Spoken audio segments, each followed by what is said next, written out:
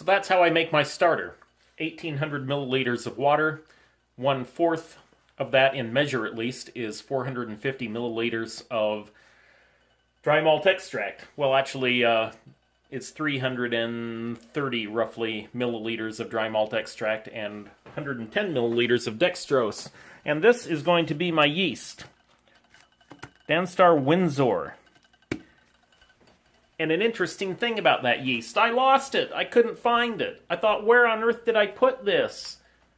And then I realized it had been attached to a piece of paper, like the packing slip, because I ordered this kit through Northern Brewer. And I threw away the packing slip, which meant that this thing, with this little staple there, went with it into my recycle bin. That was 2 or 3 days ago. They've been nice and cool days, thank goodness. So I think it's okay. And I was planning on just sprinkling it in. Well, not sprinkling it in, but rehydrating and just using the package. But now I kind of feel like I need to proof it. So it's going in a starter. And even if the starter's not finished tomorrow, I'm going to go ahead and brew the beer. Rehydrated yeast added. Got it going at a nice clip. Also got a little bit of a yeast nutrient in there too. Isn't that just the worst possible name? I definitely passed over this one a few times because it just sounds pretty gross. Why would you name something that you want to be appetizing? Something like Caribou Slobber. Ugh. Alright, let's get him. And what have we got? That is very large. 6 pounds of Maillard malts. Why am I reading through the camera? It says amber malt. That's it. That's exciting. Okay. Oh, looks like there's some grains to steep. Caribou Slobber brown ale grain. Guess we'll have to read the copy to find out what that is. Looks like... There we go. Caramel, Fawcett pale chocolate, and black malt. Alright. Moving swiftly on, we have U.S. Goldings, 1 ounce. Liberty. Gotta love a name like that. Must be American. 1 ounce. And Willamette. 1 ounce. Moving on to... I still don't get this. I just don't get this. I still don't understand why they would pay to ship all of that liquid malt extract when they could have just used dry malt extract and saved the cost of the water, shipping the water that's in there, when it's just the same thing. I just don't get that. And they have included 1 sack for the grain. Yeah, that's plenty. It's not much grain. It's a brown ale. I can't remember if these guys... I don't think they ever include a Whirlflock tablet, but fortunately I have some. So that's the ingredients. And here's my starter. It took, I think 16 hours, maybe 18, to completely ferment out. It was really fast, so there must have been a whole lot of yeast cells still alive in that packet of yeast. And now it's time to pour. I made a minor mistake. And that's that this was a 5-gallon batch, right? That's 19 liters. And I mistakenly filled the container, topped it off with water, up to 19.5 liters. Well, that doesn't sound so bad, does it? Well, it does, once you realize that this starter is another 1.8 liters. So, I guess I'm going to have enough beer in there to fill up a couple of bottles. Haven't done that in a while. The instructions said to expect a initial original gravity reading of 1.052. Looks like about 1.051. In good shape. This is 24 hours later. And look at it go. It is really churning in there.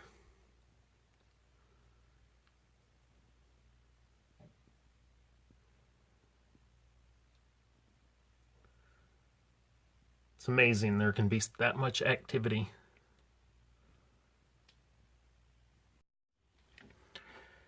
"22 hours later, all that activity is gone. That may be an example of overpitching yeast in that it hasn't completely stopped. Right down here you can see these little streaks in the trub.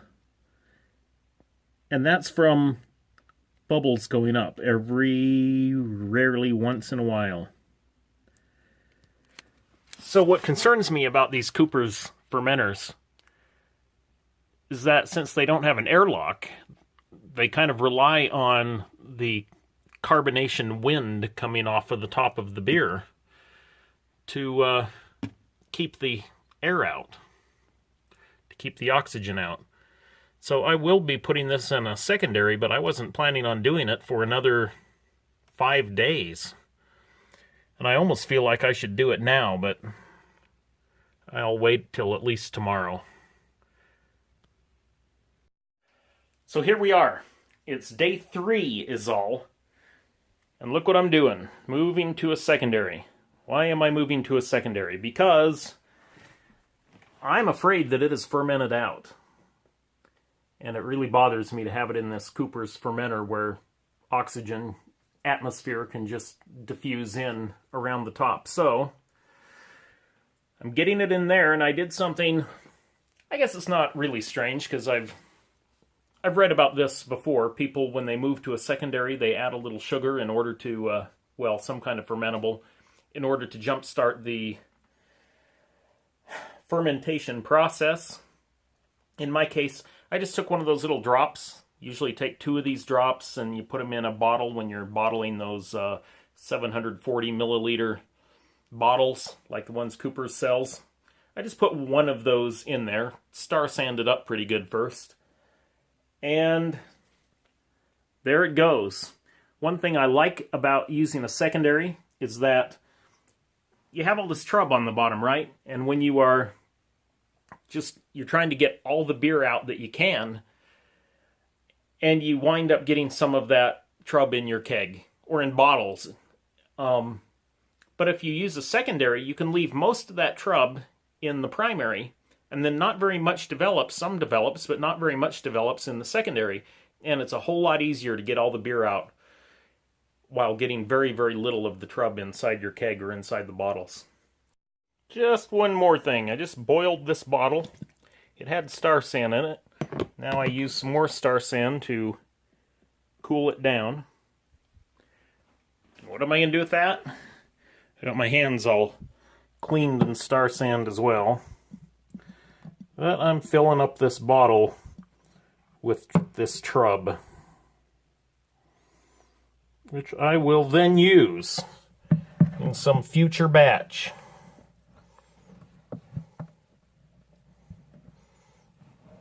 Probably wind up dropping my camera in here.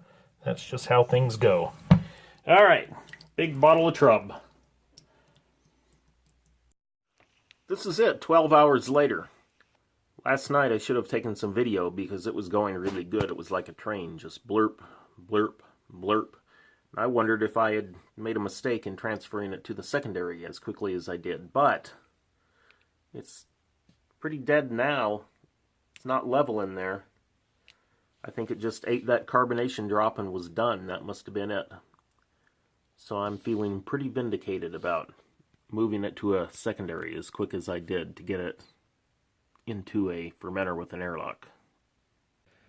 Now the problem I've had with this beer so far, if you notice, this isn't level.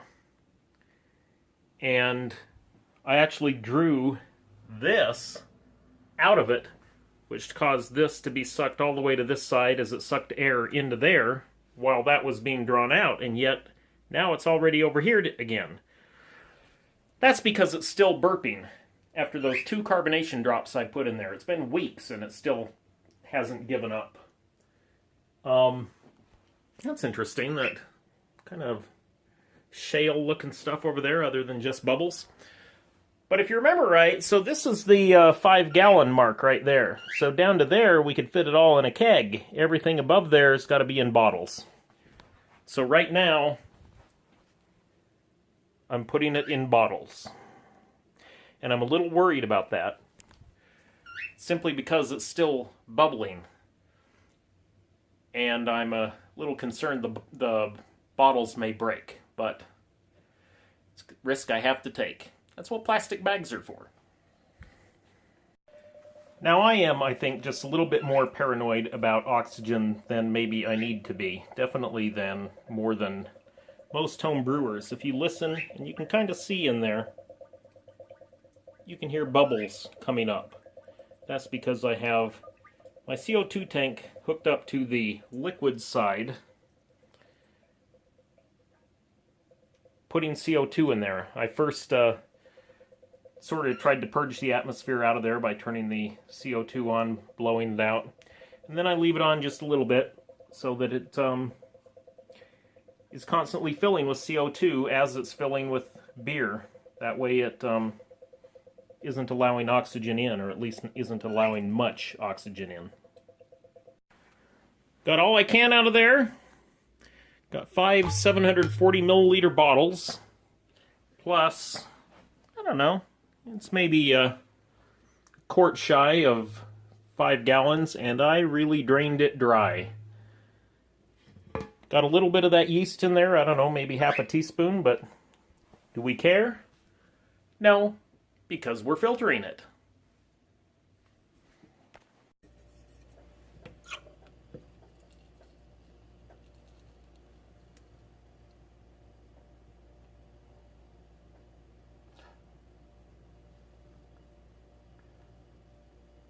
Little on the foamy side. Not too bad. Only goes down about 1.5 inches.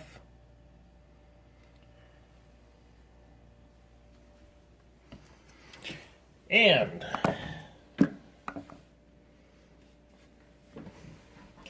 now it's time to give this a try. And I'll tell you what, it might be a little dangerous now that I'm thinking about it.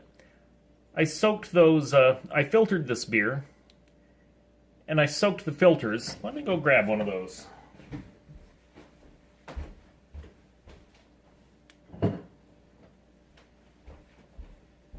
Right here. 2 of these. Each one has one of these filters in it. And I put Star San through first, just to make sure that it was sanitized. And it didn't occur to me at the time that these things would soak up an awful lot of Star San. So even once I cleared the Star San out of the housing, there would be a lot of Star San left inside those filters. And that Star San all got pressed into the keg along with the beer. Top this off as long as I'm sitting right here and it's gone down. Still got 1.5 inches of foam in there, though. So that Star San could affect the taste, could affect whether I feel well tomorrow, could affect whether I get cancer. I don't know. I read more on the recommendations for how to store these things. It says in the instructions they can be used many times, but it says they should be stored, like you'd fill this up, it says with vodka. Store them in vodka. Now that would be fine, you know, to pump the beer through it. It would certainly add a little bit of alcohol to it.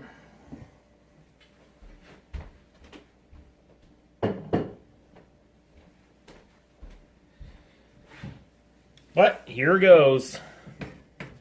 Gonna risk it.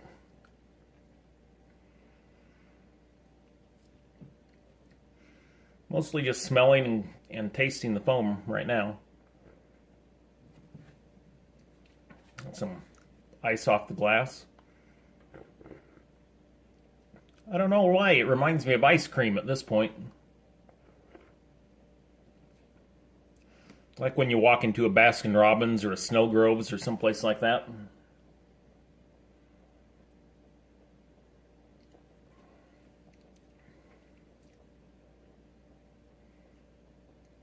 Wow, even after tasting it, I can't get rid of that sensation. It's kind of...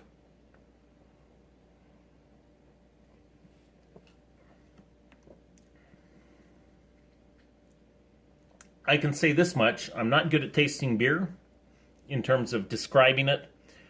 I don't even enjoy those videos when people, you know, maybe it's beer mail or something and they've received a bottle and they go through and they just critique every little element of it, and I'm thinking, you know, just say whether you like it or not. Nobody I don't, and especially, you know, the beer critiques where people go to the liquor store and they buy a bottle of beer and they're going to sit there and taste it and give us their expert opinion, as distinguished from just an opinion. And it's where they lose me, is in the expert business. But I'll tell you what, I like this. For a brown ale, this is pretty good. The flavor is a little bit...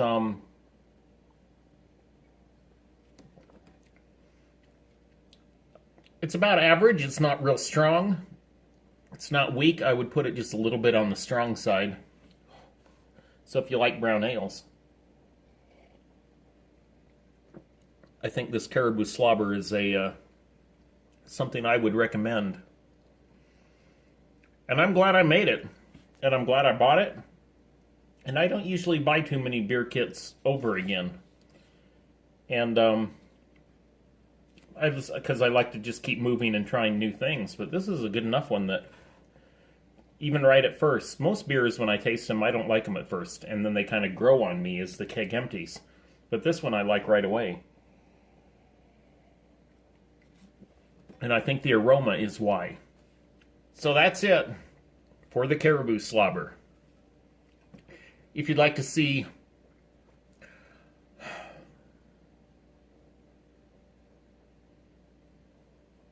let's see, what should I put up in the corners? Okay, I'm going to put a filtration video in the upper right hand corner, and I'm going to put a different homebrew video in the lower right hand corner, and it'll be a mystery in the upper left hand corner, and at the bottom left you can click to subscribe. See ya.